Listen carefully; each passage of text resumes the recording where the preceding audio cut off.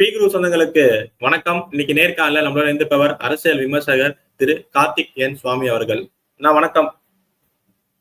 வணக்கம். சமீபத்துல custodial death ஒன்று நடந்திருக்கு, அதுவும் சிவகங்கை மாவட்டத்துல. பட் அதுக்கு பின்னாடி பேசுறதுக்கு முன்னாடி திமுக ஆட்சிக்கு வந்த அப்புறம் எத்தனை கஸ்டோடியல் டெத்து நடந்திருக்கு? ஏன்னா இதே இந்த கஸ்டோடியல் டெத்துக்காக 2020 நினைக்கிறேன், என் நினைவு சரியா இருந்தா, கொரோனா அந்த இருந்த அந்த ரெஸ்ட்ரிக்ஷன்ல கூட இங்கேருந்து இப்ப இருக்கிற துணை விளையாட்டுத்துறை அமைச்சரும் துணை முதலமைச்சருமான இந்த உதயநிதி அவர்கள் சாத்தான் உலகத்தெல்லாம் போனாங்க. அவ்வளவு பெரிய பிரச்சனை ஆக்கினாங்க அந்த ஃபெலிக்ஸ் அவர்களுடைய, ஜெபராஜ் அவர்களோட மரணத்தை. பட் இவங்க ஆட்சிக்கு வந்த அப்புறம் இதுதான் முதல் கஸ்டோடியல் டெத்தா? எத்தனை டெத்து நடந்திருக்கு? நேர்கள் அனைவருக்கும் வணக்கம். அதாவது இது ஒரு வருத்தத்துக்குரிய சம்பவம். நம்ம இதுல இது சரியா தவறா இப்படி எவ்வளவு நடந்திருக்கும் கணக்கு பார்க்கறதுக்கு முன்னாடி இது மாதிரி நடக்க கூடாது அப்படிங்கிறத நம்ம இனி நடக்கக்கூடாதுங்கிறத நம்ம இறைவனை வேண்டுவோம். முதல்ல பாத்தீங்கன்னா நீங்க சொன்ன மாதிரி இது ஒரு மிகப்பெரிய கொடூரமான சம்பவம். சரி, இதுக்கு முன்னாடி நடந்திருக்கா இல்லையா? முன்னாடி இதனுடைய ஒரு சின்ன ஒரு இதை பார்ப்போம். இந்த சம்பவத்தை இவர் ஒரு கோவில்ல ஒரு தற்காலிக பணியாளரா இருக்காரு, கான்ட்ராக்ட் லேபரா அங்க போறாரு. கான்ட்ராக்ட் லேபரா அவங்க போறாங்க, இருக்கிறாங்க, ஒருத்தவங்க வராங்க. எனக்கு நம்பர்ஸ் மட்டும் இவங்க ஆட்சியில இந்த பின்னாடி எத்தனை நம்பர்ஸ்னா இவங்க ஆட்சியில எவ்வளவு நடந்திருக்கு? அதாவது இவங்க இந்த 4 வருஷத்துல அந்த கணக்குல 28 பேர் இறந்திருக்கிறாங்க. இறப்பு 28 பேர். இத பாத்தீங்கன்னாக்க முதல் வருஷமே 6 பேர் இறந்திருக்கிறாங்க. முதல் வருஷம் மட்டும் 21ல மட்டுமே, அந்த 21 வந்த புதுசுலயே 6 லாக்அப் மரணங்கள். அதுவும் பாத்தீங்கன்னா தஞ்சாவூர், ராமநாதபுரம், சேலம், சென்னை, திருவண்ணாமலை. சென்னையிலேயே 2 இடம், கொடுங்கையூர் 1, கீழ்பாக்கம் 1, 6 நடந்திருக்கு. சரிங்களா? இதற்கு அடுத்தது இன்னொரு விஷயமும் இதுல சேர்த்து பார்க்கணும். இது ஏதோ ஒரு போலீஸ் ஸ்டேஷன்ல மட்டும் இந்த மாதிரி நடக்குது, அங்க உணர்ச்சி வசப்பட்டு அடிச்சிடுறாங்களா இல்ல உடம்பு சரியாம இறந்துடுறாங்களான்லாம் சொல்றதுக்கு முன்னாடி 2024 ஜனவரியில இருந்து 2024 அக்டோபர் வரைக்குமே புழல் மத்திய சிறையில 304 கைதிகளுக்கு எலும்பு முறிவு காயங்கள் ஏற்பட்டிருக்கு. இந்த ஒரு 8 மாச காலத்துல மட்டும். அது திரு நயினார் நாயகன் அவர்களை சொல்லியிருந்தாங்க சமீபத்துல ஒரு டேட்டாவா. அப்போ ஏன்னா இது எல்லாத்தையுமே நம்ம சேர்த்து பார்க்கணும். ஒரு காயம் கூடுதலா பட்டா அவர் மரணிக்கிறார், காயம் சுமாரா இருந்தா அவர் தப்பிக்கிறார். அப்போ இதுவும் அதற்கான ஒரு அடித்தளமா பார்க்கணும். சரி, இவங்களுடைய அந்த இது பாத்தீங்கன்னாக்க இந்த அரசுடையது, அவர்கள் எதிர்கட்சியா இருக்கும் பொழுது எல்லாத்துக்கும் போராடுவாங்க. நீங்க பார்த்திருப்பீங்க அவங்க எதுக்கெல்லாம் போராடினாங்க. இப்ப நீங்க சொன்ன மாதிரி எதுக்கெல்லாம் அவங்க போராடினாங்க அப்படிங்கிறத பார்த்தோம்னாலே உங்களுக்கு நல்லா தெரியும். சாத்தான் குளத்துல சம்பவம் போது போய் போராடினாங்க, இறந்துட்டாங்க, அதை விடமாட்டோம் நாங்க, அந்த அளவுக்கு ரொம்ப ஒரு என்ன சொல்றது அதி தீவிரமா எடுத்துட்டு போனாங்க அதை பத்தி. சரியா? அப்போ இப்போதைய முதல்வர், தற்போதைய முதல்வர் அன்னைக்கு கேட்ட கேள்வி என்ன தெரியுமா? ஒரு பத்திரிகையாளர் உங்களுக்கு நினைவு இருக்கும், அவர்கள் என்ன சொன்னாங்க தெரியுமா? அரசியல் செய்கிறார் என்று எடப்பாடி ஓலத்தை ஓயாமல் செய்து கொண்டிருக்கிறார். ஆனால் அவர் எதிர்கட்சி தலைவர் என்ற முறையில் திமுக தலைவர் நாட்டு பிரச்சனைகளுக்கு குரல் கொடுக்கிறார். அவரால் தான் இதற்கெல்லாம் ஒரு தீர்வு கிடைக்கிறது. அரசியல் செய்யாம அவியலா செய்வோம்னு இவர் தான் கேட்டார். இன்னைக்கு எதிர்கட்சி கேட்கும் போது இதை வைத்து அரசியல் செய்வது வேதனையாக உள்ளது, செய்யாதீர்கள்னு சொல்லிட்டார். இது இவர்களுடைய தரப்புல இது வரைக்கும் அந்த மரணங்கள் இத்தனை நடந்திருக்கிறது அப்படிங்கிற ஒரு சின்ன ஒரு புள்ளி விவரம். இப்ப நடந்த ட்ரெண்ட் ஆயிட்டு இருக்கு ஜஸ்டிஸ் ஃபார் அஜித் குமார் அப்படிங்கிறது. இந்த லாக்அப் டெத் மரணம் பின்னணி என்ன நடந்துச்சுன்னா, நமக்கு செய்திகளை பார்க்கும்போது இன்னொன்னு தெளிவா அவங்க கொடுக்கல. இதுல முக்கியமா பாத்தீங்கன்னாக்க கோயிலுக்கு வந்திருக்கிறாங்க பக்தர்கள் 2 பேர், 2 பெண்கள். அவங்களுக்கு உடம்பு முடியல, இவர் தற்காலிக பணியாளர் போய் ஹெல்ப் பண்ணிருக்காரு, வீல் சேர் கொடுத்து கூட்டிட்டு வந்திருக்காரு. நார்மலா ஒரு ஹோட்டல்ல எனக்கு தெரிஞ்சு ஸ்டார் ஹோட்டல்ல வேலட் பார்க்கிங் கோவில்ல இவங்க அந்த வேலட் பார்க்கிங் விட சொன்னேன்றாங்க. பட் மேபி அந்த வார்த்தைகளா இருக்கலாம், நம்ம சாதாரணமா சொல்லக்கூடிய வார்த்தைகள் இருக்கலாம். ஆனா அந்த சொல்லப்பட்ட செய்திகள்ல வந்தது. இப்ப அவங்க என்ன சொல்றாங்க, வண்டியை போய் விட்டுட்டு வந்துருங்க, கொஞ்சம் விட முடியுமானா, இவருக்கு வண்டி ஓட்ட தெரியல. நண்பரை கூப்பிட்டு வண்டியை எடுத்துக்கொண்டு போய் அங்க ஓரமா விடுன்ட்டாரு. சாவி வச்சுட்டு வந்ததுக்கு அப்புறம் கொடுத்திருக்கிறார். இதுவரை அங்க கோவில். இதற்கு பிறகு வந்தவங்க வீட்டுக்கு போயிட்டு பணத்தை காணும், நகையை காணும், திருப்பி வராங்க. சரி. இது நடுவுல அவங்க மெடிக்கல் செக்அப் இங்க போயிருக்காங்க. அங்க எல்லாம் கழட்டி வைக்க சொல்லிருக்காங்க நகையெல்லாம் அப்படின்றாங்க. இதுல அறங்காவலர் அந்த கோவில் சம்பந்தப்பட்டவர்கள் இவர்தான் அப்படின்னு சொல்லி இங்க இருந்தவர் பொறுப்புல வேலையில இருந்தவர்னு இவரை கூப்பிட்டுருக்காங்க. இதுல 5 பேரை மொத்தமா தூக்குறாங்க, விசாரிக்கிறாங்க. இவர் வந்து ஒரு கட்டத்துக்கு மேல அடிதாங்க முடியாம வாங்க காட்டுறேன்னு கூட்டிட்டு போய் சார் அடிதாங்க முடியாம சொல்லிட்டதா சொல்றாங்க. செய்திகள் மாறி மாறி வருது. சரி, இது வரைக்கும் நம்ம இதுல பார்த்தோம்னா ஒரு 17 மணி நேரம் ஒருத்தரை டார்ச்சர் பண்றாங்க. கிட்டத்தட்ட அந்த ஒரு நாள் ஃபுல்லாவே அவருக்கு தொடர்ச்சியா நடக்குதுன்னு வச்சுக்கோங்க. அங்க கூட்டு போறாங்க, இங்க வராங்க, எப்படி வச்சுக்கோங்க, கண்டினியூஸா வச்சுக்கோங்க. ஒரு மனிதருக்கு டார்ச்சர் இருக்கும்போது அவர் என்ன பண்ணுவாரு, சரி நம்ம இது வரைக்குமாவது ஒத்துக்கிட்டு போயிடுவோமா, விட்டுருவாங்களா அப்படின்னு ஏதாவது தப்பிக்க ட்ரை பண்ணுவாரு. அந்த லெவல்ல ஒரு அப்பாவி சின்ன பையன், அவருக்கு என்ன தெரியும், சார் சார் விட்டுருங்க சார், நீங்க வேணா சொல்றது ஒத்துக்கல சார், விட்டுருங்க சார்னு கேட்பாங்க இல்லையா, அந்த மாதிரி இருந்திருக்காரு அந்த பையன். ஒரு விவரம் தெரியாத பையன். சரி, இதுல நம்ம ஒரு முக்கியமான விஷயத்தை பாக்குறோம். எல்லாருமே இந்த பையன் சைட பாக்குறோம், கரெக்ட். ஆனா இதுல போலீஸ் அப்படிங்கும்போது அவங்களுக்கும் ஒரு சில விஷயங்கள் இருக்கு. அந்த ஒரு கம்ப்ளைண்ட் வந்தா அவங்கள்ட்ட சாஃப்டா கேட்கலாம், அதுக்கப்புறம் இதுவா ஹார்ஷா கேட்கலாம் அப்படிங்கறத மீறி அவங்களுக்கு வந்து ஒரு ப்ரெஷர் இருக்கு. இந்த மாசத்துக்கு இவ்வளவு கணக்கு கொடுக்கணும், இவ்வளவு கேஸ் பிடிக்கணும்லாம் கொடுத்துருக்காங்க. அவங்களும் இந்த ப்ரெஷர்ல வேலை செய்யறவங்க தான். ஸோ அவங்களும் ஒரு கேஸ் வந்தா குயிக்கா முடிக்கணும் அப்படிங்கிற நோக்கத்துல தான் அதை பாக்குறாங்க. ஆனால் எப்போ அது விபரீதமாகுதுன்னா, இதை போல மரணங்கள் வரும்போது மிகவும் விபரீதமாகிறது. இதுல நம்ம ஒரு பார்க்கணும், எல்லாருமே சொல்றாங்க இந்த காவல்துறை மேல உடனடியா நடவடிக்கை எடுக்கணும், அவங்க வந்து தப்பு பண்ணிட்டாங்கன்றாங்க. இந்த ஒரு விஷயத்துல மட்டும் இல்ல, பொதுவா ஒரு விஷயம் சொல்லிக்க விரும்புறேன். காவல்துறை மேல சட்டுலாம் அப்படி நடவடிக்கை எடுக்க முடியாது. அவங்களுக்கு வந்து ஒரு இது ஒண்ணு இருக்கு, பிஎஸ் ஒன்று ஸ்டாண்டிங் கமிட்டி ஒன்று இருக்கு, அந்த ஆர்டர் ஒன்று இருக்கு, போலீஸ் ஸ்டாண்டிங் ஆர்டர்.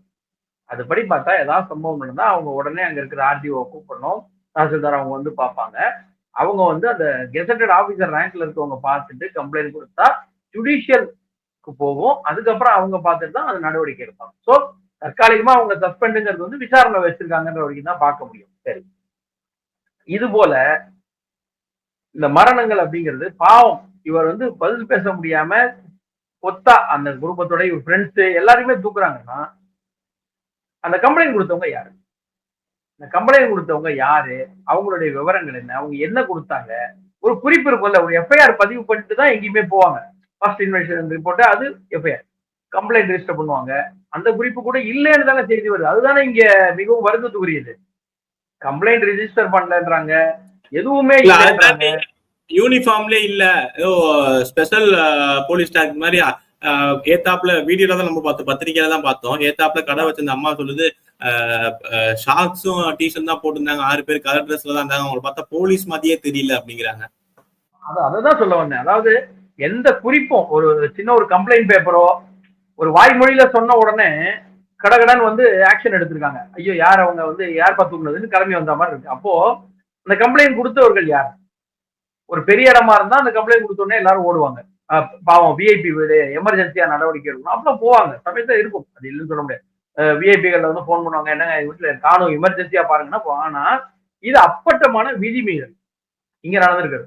எந்த ஒரு கம்ப்ளைண்ட் பேப்பர் இல்ல, யூனிஃபார்ம்ல போல, அந்த அவங்களுக்கான அந்த புரோட்டோகாலை மெயின்டைன் பண்ணல, எதுவுமே இல்லை.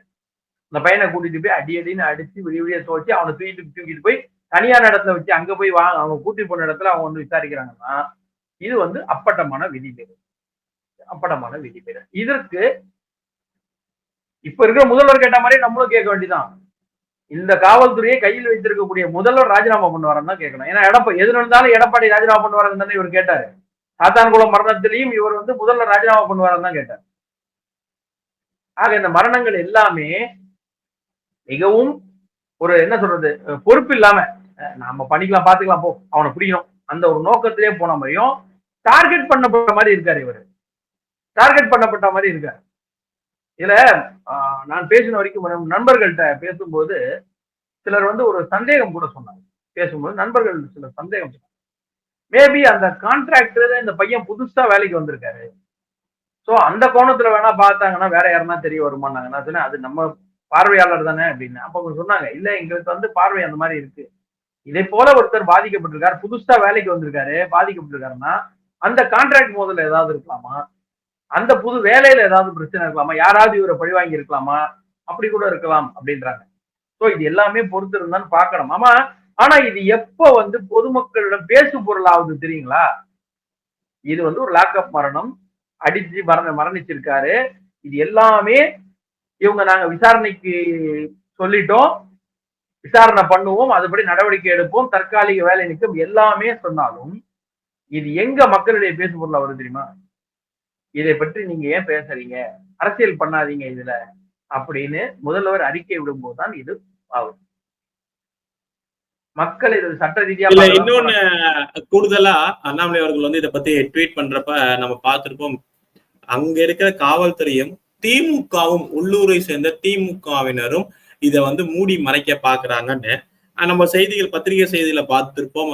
அவங்க அம்மா அப்பாவை அவங்க பெட்ரோலை கூட்டிட்டு போனது பாத்தீங்கன்னா முன்னாள் திமுக கவுன்சிலரு, அந்த கார்ல ஏத்திட்டு போனது திமுக கவுன்சிலர், அப்புறம் அங்க இருந்த எக்ஸ் எம்பி ஏடிஎம்கே சேர்ந்த வந்து போராட்டம் பண்ணப்பறம் தான் காவல்துறை இதுல போனாங்கன்னு.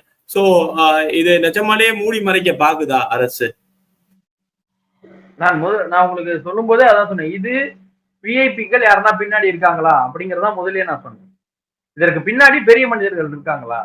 நீங்க அதான் சொன்னீங்க, இல்லைன்னா போன் வந்த உடனே பதறி போய் காவல்துறை வருவதற்கான வேலை இல்லை. நீங்க சொன்ன மாதிரி யூனிஃபார்ம் கூட போடாம வேக வேகமா போய் அங்க என்ன நினைச்சு ஏது நினைச்சு யார் இருக்கான்னு அள்ளிட்டு வர வேண்டிய அவசியம் அவங்களுக்கு கிடையாது.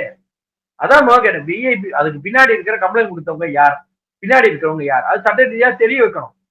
எல்லாமே விளக்கமா சொல்லக்கூடிய அரசு அது யார் கம்ப்ளைண்ட் கொடுத்தா யார். ஏன்னா நீங்க நல்லா புரிஞ்சுக்கணும், உத்தரப்பிரதேசத்துல ஒண்ணு நடந்தாலோ குஜராத்ல ஒண்ணு நடந்தாலோ அவர்கள் யார், அவர்களுடைய விவரம் என்ன, அவங்க வந்து ஜாதி மதம், அவங்க தாத்தா வாங்கின கடன், இந்த வருஷம் செய்தி போடக்கூடிய நம்ம ஊடகங்கள் திறமையானவர்கள்.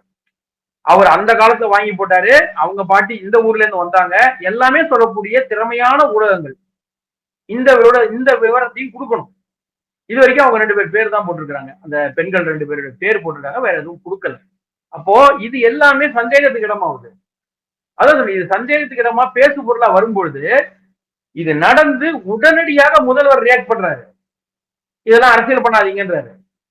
உடனே அந்த கேஸ் விசாரணை விவரம் சொல்றாங்க, அவர் சஸ்பெண்டுங்கிறாரு. நாங்க வந்து அதை பத்தி பேசாதீங்க, அரசியல் பண்ணாதீங்கன்னு ஏன் கேட்கணும்? அப்ப எல்லா மரணத்துக்கும் அவர் கேட்டிருக்கிறாரா அரசியல் பண்ணாதீங்கன்னு? இதுக்கு முன்னாடி நடந்த சம்பவங்கள் 28 சம்பவம் நடந்துச்சுன்னா 27க்கும் கேட்டிருக்காரா? இதுக்கு அவர் வர வேண்டிய காரணம் என்ன? சரிங்களா?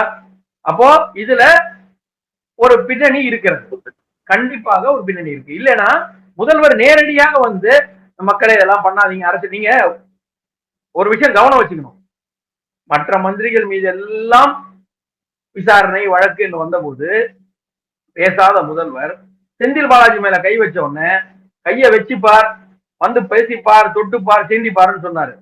அப்போ அந்த ஒரு மந்திரிக்கு மட்டும்தான் அவர் வந்தாரு. அதே போல இத்தனை கேஸுக்கும் இதுவரைக்கும் எதற்குமே வாய் திறந்து பதில் சொல்லவில்லை. சட்டசபையில ஒரு அறிக்கை கொடுப்பாரு, இந்த மாதிரி அவங்க அந்த மாதிரி பண்ணாங்களா அப்படின்னு ஒரு கேஸ் கொடுத்தாருன்னு நினைக்கிறேன். இப்ப ஐம் நாட் ராங், ஒரு கேஸுக்கு சட்டசபையில கொடுத்தாரு. பட் மற்றதுக்கெல்லாம் வராதவர் இது வந்திருக்காருன்னா இதனுடைய பின்னணி கண்டிப்பாக ஆராயப்பட வேண்டும். அவர்கள் யார், எப்பொழுது வந்தார்கள், எதற்கு வந்தார்கள், எங்கிருந்து, அந்த ஒரு விவரங்கள் பொதுமக்களிடையே பப்ளிக்கா வைக்கப்படும். இப்ப இதை ஒட்டி நீதிமன்றம் என்ன மாதிரியான கேள்வி எழுப்பி இருக்கு, அவங்க என்ன சொல்லியிருக்காங்க? இல்ல நீதிமன்றம் அது வந்து நிறைய நீங்க பாத்தீங்கன்னாக்க நீதிமன்றம் இனிமேல் தான் இதற்கு பின்னணியில் இருக்கிறத பார்க்க போறாங்க. அவங்க கேட்கறது நான் வேணும் தீவிரவாதியா, அவனை ஏன் இப்படி அடிக்க வேண்டிய காரணம் என்ன, அந்த மாதிரி சில அடிப்படையை தான் இப்ப கேட்க முடியும். ஏன்னா விசாரணை அறிக்கை வரணும், அந்த போஸ்ட்மார்டம் எல்லாமே வந்ததுக்கு அப்புறம் தான் அது பெரிய ஒரு அடுத்த கட்டத்தை நோக்கி போகணும். ஆனா இப்ப என்ன கேட்கறாங்க நீங்க நல்லா பாருங்க, 24 மணி நேரத்துல அந்த பையனை ஆஜர்படுத்தவே இல்லை அரெஸ்ட் பண்ணி. இது நார்மலான ஒரு நமக்கே வரக்கூடிய ஒரு சந்தேகம். சரியா? பண்ணல. அங்க வந்து கோவில் உள்ள போய் விசாரிக்கும் போது அதை ஏன்னு கேட்கல. ஒரு தனிப்படை அமைச்சு கம்ப்ளைண்ட் பேப்பர் கூட இல்லாம தனிப்படை அமைச்சு விசாரிக்கிற அளவுக்கு என்ன வந்துச்சு? அப்ப யோசிச்சு பாருங்க, வேன்லயே 4 மணி நேரம் பூட்டி வச்சிருக்காங்களாம். இவ்வளவெல்லாம் எதுக்கு செய்யணும்? அவசர அவசரமா செய்யணும். இன்னொன்னு, நார்மலா இந்த மாதிரி லாக்அப் டெத் நடந்தா அவங்க பேர்ல வந்து ஒரு கொலை கேஸ் அப்படின்னு சொல்லுவாங்க. கண்டிப்பா பண்ணுவோம், அவர் பேர்ல கொலை வழக்கு வருது. ஒரு மேல அப்படிப்பட்ட, ஏன்னா நீங்க சொல்ற மாதிரி இவ்வளவு தூரம் 4 மணி நேரம் விசாரணை, இவ்வளவு அடிதடினா இவர் மேல ஏதாவது முன்னாள் குற்றப்பின்னணி ஏதாவது இருந்திருக்கா? இல்ல, இது வரைக்கும் அது போல எந்த ஒரு செய்தியும் இல்ல, தகவல் இல்ல. அவர் வந்து ஒரு சின்ன பையன் வேலை, அதாவது நீங்க யோசிச்சு பார்க்கணும், ஒரு டெம்பரவரி ஒர்க்கரா இல்ல கான்ட்ராக்ட்ல அங்க வந்து வெளியில வந்து ஒர்க் பண்ணிருக்கேன் லேபரா, அந்த மாதிரி இருக்கக்கூடியவர். நீங்க நம்ம யோசிக்கிற மாதிரி வெளியில எங்கேயாதுன்னா அவர் கொஞ்சம் பெரிய இடமா வேலைக்கு சேர்ந்து கொஞ்சம் காசு பணம் கொடுத்து வேற ஏதாவது உள் வேலைக்கு சேர்ந்திருக்கலாம். அது ஒரு சாதாரண ஒரு பையன் சேர்ந்திருக்காரு இதுல. இப்ப நீங்க சொன்னீங்க இல்லையா, இவங்க வந்து இந்த மாதிரி ஒரு விஐபி அப்படின்னு ஒரு சந்தேகம் சொல்றாரு அண்ணாமலைஜி சொல்லியிருக்காங்க. நானுமே முதல்ல பின்னாடி இவ்வளவு அவசரமா வந்து செய்யப்பட வேண்டிய காரணங்கள் என்னன்னு சொன்னோம். நீங்க இதுல இன்னொன்னு கவனிக்கலாம், இதுல ஒரு பின்புலம் இருக்குங்கிறதுக்கான ஒரே ஒரு உதாரணம் சொல்றேன். சாத்தான்குளம் சம்பவம் போது அங்க நீங்க பார்த்திருப்பீங்க. இந்த ஒரு விஷயம் சொல்றேன். சாத்தான்குளம் நடந்த பொழுது இது ஏற்றுக்கொள்ள முடியாத மனிதாபிமானமற்ற செயல், அந்த குடும்பத்திற்கு நீதி வேண்டும், சட்டத்திற்கு மேல் யாரும் இருக்கக்கூடாது, இந்த இரக்கமற்றவர்கள் கொடூரம் நடந்துள்ளது, அதை கண்டிப்பாக தண்டிக்க வேண்டும். இந்தியாவையே அவமானப்படுத்தி விட்டார்கள் இந்த சம்பவத்தின் மூலமாக. அதாவது கொடூர தாக்குதலை எந்த வகையிலும் ஏற்றுக்கொள்ள முடியாது. இன்னொன்னு, இடமாற்றம் என்பது தண்டனை அல்ல, நீதி கிடைக்கும் வரை குரல் கொடுப்போம். ஓகேவா? என்னடா திடீர்னு இவ்வளவு எல்லாம் சொல்றாங்கன்னு பாக்குறீங்களா? வேற ஒண்ணும் இல்ல, அந்த சம்பவத்தின் போது இதெல்லாம் கண்டன அறிக்கையை விட்ட நடிகர்கள். அப்ப இவங்க எல்லாம் இன்னைக்கு எங்க போனாங்க? கேள்வியாவே அதுதான் வச்சிருந்தேன். இப்ப பெரிய எக்ஸ் தளத்துல நம்ம பார்த்திருப்போம், எல்லா நெட்டிசன்களும் வந்து இப்ப வெறும் எதிர்கட்சி சார்ந்த நெட்டிசன் மட்டும் இல்ல, பொதுவான நெட்டிசன்களே வந்து நீங்க சொன்ன மாதிரி நடிகைகளை கேள்வி கேட்க ஆரம்பிச்சிட்டாங்க. அவங்க அப்ப போட்ட அந்த ட்வீட் எல்லாம் ஸ்கிரீன்ஷாட் எடுத்து இப்ப என்ன வாய் திறக்கலையான்னு ஊடகம் கூட இப்ப அதுக்கு உள்ளாக்கிட்டாங்க. என்னன்னா, இப்ப இந்த டிபேட்டை நடத்தாம அதிமுக பிஜேபி கூட்டணி பத்தி பண்றீங்கன்னு எதிர்கட்சிகளை கேள்வி கேட்க. எதிர்கட்சிகள் ஒரு இடத்துல கூட அரசாங்கத்தை பத்தி சொல்ல, காவல்துறையை பத்தி தான் கேக்குது. இதெல்லாம் எப்படி எடுத்துக்கிறது? ஏன் திமுகன்னு ஏதாவது ஒண்ணு பண்ணா இவ்வளவு மௌனமும் இவ்வளவு பயமும் ஏன்? அதாவது எல்லாருக்கும் நல்லா தெரியும், திரைத்துறை அவங்க கட்டுப்பாடு, பணப்புழக்கம் அவங்க கட்டுப்பாடு. ஏன்னா நீங்க எந்த ஒரு வழக்கு எடுத்தாலும் பணம் சம்பந்தப்பட்ட வழக்குன்னா அவங்கள சுத்தி இருக்கவங்க வராங்க, சினிமா சம்பந்தப்பட்ட வழக்குன்னா அவங்கள சுத்தி இருக்கவங்க வராங்க. எல்லாமே அவர்களுடைய கட்டுப்பாட்டில் இயங்கும்போது எல்லாருக்கும் ஆப்பர்ச்சுனிட்டிஸ் இவங்க எல்லாம் பாருங்க. அதாவது கலைஞர்கள் என்பவர்கள் வந்து வாய்ப்புக்காக இருப்பவர்கள். வாய்ப்பு வருதா ஓகே, இல்லைன்னா என்ன பண்ணுவோம்னு இருக்கிறவங்க. நீங்க நல்லா பார்க்கணும், இப்ப மட்டும் இல்ல, புலவர்கள் அப்படின்னு சொல்ல எப்பவுமே நம்ம சொல்லுவோம், நம்ம இதுல புலவர்கள் வந்து மன்னர்களை புகழ்ந்து பாடி பரிசு வாங்குவாங்க. அந்த மாதிரி நடிகர்கள் அறிக்கை கொடுப்பா, சரிங்க, உன் பேர்ல நான் அறிக்கை போட்டுமா, சரிங்க. இப்படி இருக்கிற ஆட்டு மந்தைகள் இங்க நிறைய இருக்கு. நான் எல்லாரையும் கூட சொல்ல, நிறைய இருக்கு. ஏன்னா இவங்க எல்லாருமே இவங்களோட அங்க இணைஞ்சவங்க. அடுத்த வாய்ப்பு இவர் படத்தை கிடைக்குமா, சரி இவங்க சொன்னா வாய்ப்பு கிடைக்குமா, அது மாதிரி நிறைய இருக்காங்க. ஏன்னா நம்ம கிட்ட உங்களுக்கே நல்லா தெரியும், இப்ப நான் சொன்ன நடிகர்கள்லாம் சின்ன சின்ன நடிகர்கள், இந்த அறிக்கை கொடுத்ததெல்லாம் சின்ன சின்ன நடிகர்கள் கூட வச்சுங்களேன். பெரிய நடிகர்கள்லாம் நம்மள்ட்ட இருக்காங்க. என்னை தாண்டி சட்டம் தமிழ்நாட்டுக்கு வர முடியாது, என் தம்பியை தாண்டி யாரும் உள்ள வர முடியாதுன்னு பேசினவங்க இருக்காங்க. இப்ப ஊர்லயே இல்ல, அது கோமால இருக்காங்களா தெரியாது. ஏன்னா மத்திய அரசு எது செய்தாலும் எதிர்த்து பேசுவோம், மாநில அரசு இங்க திமுக செய்தால் பேச மாட்டோம்ங்கிறது வந்து இவங்க எல்லாம் எடுத்த உறுதிமொழி. சோ எந்த ஊடகமும் எந்த நடிகரையும் இன்னைக்கு பேச வாய் திறக்கல. இது மட்டும் கிடையாது, எவ்வளவு பெரிய தவறு நடந்தாலும் வாய் திறக்க மாட்டாங்க. அதிமுக ஆட்சியில மழை வெள்ளம் வரும்போது திறந்து விட்டாங்கன்னு சொல்லி பிரச்சனை பண்ணவங்க, திமுக ஆட்சி வந்த உடனே பிஸ்கெட் கூட கொடுக்கல. பிஸ்கெட் கொடுக்க கூட யாரும் வீதியில இறங்கல. ஏன்னா இறங்குனா அவங்க பேர் வரும், பப்ளிசிட்டி வரும், இந்த ஆட்சி ஒண்ணும் செய்யல, நீ போய் பிஸ்கெட் கொடுக்குறியான்னு கேள்வி வரும்னு பிஸ்கெட் வாழைப்பழத்து கூட அவனும் தரல. எனக்கு தெரிஞ்சு ரொம்ப முன்னாடி ஒருத்தர் வந்து ஹாஸ்பிட்டல்ல ஒருத்தர் போய் பார்த்துட்டு 2 வாழைப்பழம் கொடுத்தாங்க, 4 பேர் நின்றுட்டு இருந்தாங்க. ஒரு கட்சியில இருந்து கொடுத்து 2 வாழைப்பழம் 4 பேர் போஸ்ட் கொடுத்தாங்க. அந்த மாதிரிதான் இருந்தது. இவங்கெல்லாம் யாருமே போய் பேச மாட்டாங்க. ஏன்னா அவர்கள் கையில இருக்கு, கட்டுப்பட்டவர்கள். அதாவது என்ன சொல்றது, இரும்பு கரம் கொண்டு அடக்குவோம்னு சொன்னார் இல்லையா முதல்வர், அவர் அடக்கி வச்சிருக்கிறது திரைத்துறை, தொழில்துறை, இந்த சம்பந்தப்பட்ட ஊடகத்துறை தான். வேற ஒண்ணுமே கிடையாது. இதுதான் வந்து உண்மையா சொல்ல போனா இதுதான் வந்து பாசிசம். பாசிஸ்ட் மென்டாலிட்டி இதுதான். யாருமே எதுவும் பேசக்கூடாது, நான் மட்டும்தான் பேசணும். இதுதான் பாசிஸ்ட் மென்டாலிட்டி. அப்போ இன்னைக்கு எந்த ஒரு டைரக்டர், எந்த ஒரு யாருமே இல்லை. நீங்க நல்லா யோசிக்கணும். ஜெயலலிதா அவர்கள் ஆட்சி காலத்தில் நடந்த வாச்சாத்தி கலவரத்தை அடிப்படையாக வைத்து படம் எடுக்க தைரியம் இருந்தது, ஒருத்தருக்கு படம் எடுக்க தைரியம் இருந்தது. ஆனா நம்ம மாஞ்சோலையில நடந்த படுகொலையை பத்தி படம் எடுக்க மனசு வரல. அந்த புத்தகமா எழுதினவரே ஒரு படம் எடுத்துட்டு வருஷம் போட்ட உடனே போன் போகுது, என்ன வருஷம் போட்டீங்களா, எங்க ஆட்சி காலம் அதுன்னு. அவர் உடனே 90களின் 2வது பாதியிலிருந்து மாத்துறாரு. வருஷத்தை போட்டா மக்களுக்கு தெரிஞ்சிடும்.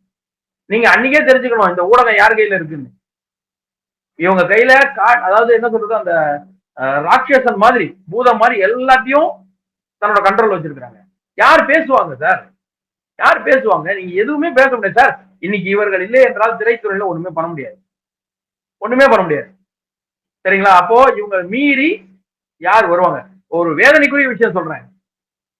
எஸ் எஸ் சந்திரன் அவர்கள் இறந்த பொழுது நடிகர் சங்கம் சார்பாக அப்போ அந்த நிர்வாகிகள், இந்த நிர்வாகிகள் அது வேற, மாலை வைக்கிறதுக்கு யோசிச்சாங்க சார். போமாட்டோம் நாங்க. ஏன்னு கேட்டா அவர் கட்சி சார்பா எம்பியா இருந்தவர் எப்படி போறதுன்னு. எஸ் எஸ் சந்திரனுக்கு நடிகர் எஸ் எஸ் சந்திரன் ரொம்ப வருஷம் திமுக இருந்தவர், நடிகர் சங்க கூட இருந்தவர், எல்லாத்தையும் எல்லாருடைய பேச்சு நல்ல நண்பரா இருந்தது, எல்லாருடைய இருந்தவர் அவரு. அதாவது எஸ் எஸ் சந்திரன் எம்பியா இருந்து அதிமுக இருந்து இறந்ததுனால அதுக்கே போக யோசிச்ச நடிகர் சங்கம் அன்னைக்கு. இன்னைக்கு இருக்கிற நடிகர் சங்கம் யாரு? இவர்கள் எந்த யாருக்கு இவங்க மரியாதை செலுத்துறதுக்கு போயிருக்காங்க? இந்த நடிகர் சங்கம் ஒரு விஷயத்தை பத்தி கருத்து பேசியிருக்கா? யாருக்கான உதவுறதுக்கு பெரிய விஷயத்துக்கு வெளியில வந்திருக்குதா இந்த நடிகர் சங்கம்? பாத்திருக்கீங்களா சமீபத்துல இதோட செயல்பாட? பார்த்து இல்ல. சங்கமே அப்படின்னா கூட இருக்கிற நடிகர்கள் எப்படிதான் இருப்பாங்க? கூட இருக்கிற நடிகர்கள் எப்படி இருப்பாங்க? இவருக்கு அதாவது இவங்க எல்லாருமே உன் பேர்ல அறிக்கை போடவா இல்ல நீயே கொடுக்குறியாங்கிற தான் இவங்க எல்லாம். அதான் சொன்ன இல்லையா, ஒருத்தர் ஊர் விட்டே போயிட்டாரு. என்னை தாண்டி கல்வி திட்டமே வராதுன்னா ஊர் விட்டு போய் வேற ஊர்ல படிச்சுட்டு இருக்காங்க பசங்க. ஸோ இவர்களிடம் எதிர்பார்ப்பது என்பது மக்களுக்கு முட்டாள்தனம் தான் சொல்லுவேன். இவர்கள் எல்லாம் அடிமைகள். இன்னும் சொல்ல போனா நான் நேரடியா ஸ்ட்ராங்காவே சொல்றேன். இதுக்கெல்லாம் அன்னைக்கு பேசிட்டு இன்னைக்கு பேசாம இருக்கு. அன்னைக்கு பேசாதவங்களை பத்தி நான் போவே இல்லை. அன்னைக்கு பேசிட்டு இன்னைக்கு பேசாம இருப்பவர்கள் எல்லாரும் சுத்தமான சந்தர்ப்பவாதி. சந்தர்ப்பவாதி ஒரு உயிர். ஒரு விஷயம் உங்களுக்கு தெரிஞ்சிருக்கும், மக்கள் ஞாபகப்படுத்த விரும்புறேன். சாரி, சுஜித் என்ற ஒரு குழந்தை போர்வெல்ல விழுந்தது. அவங்க வீட்டு போர்வெல்ல பின்னாடி தோன்று, அவங்க வீட்டு போர்வெல்ல அந்த பின்னாடி அவங்களுடைய பகுதியில விழுந்தது. அரசு என்ன பண்ணும்? அதற்கு இவங்க செஞ்ச டிராமா கொஞ்சமா நஞ்சமா? அந்த குழந்தையோட மரணத்தை வச்சு இவங்க அரசியல் பண்ணது எவ்வளவு பண்ணாங்க நீங்க எல்லாருக்குமே ஞாபகம் இருக்கும். ஏன்னா அது வந்து ஒரு போர்வெல்ல விழுந்த குழந்தை, எவ்வளவு போராடுனாங்க காப்பாத்த, எத்தனை பேர் பிரார்த்தனை பண்ணாங்க காப்பாத்த. அது முயற்சி அரசாங்கம் எடுத்துச்சு இல்ல, எவ்வளவு அரசியல் பண்ணீங்க அன்னைக்கு.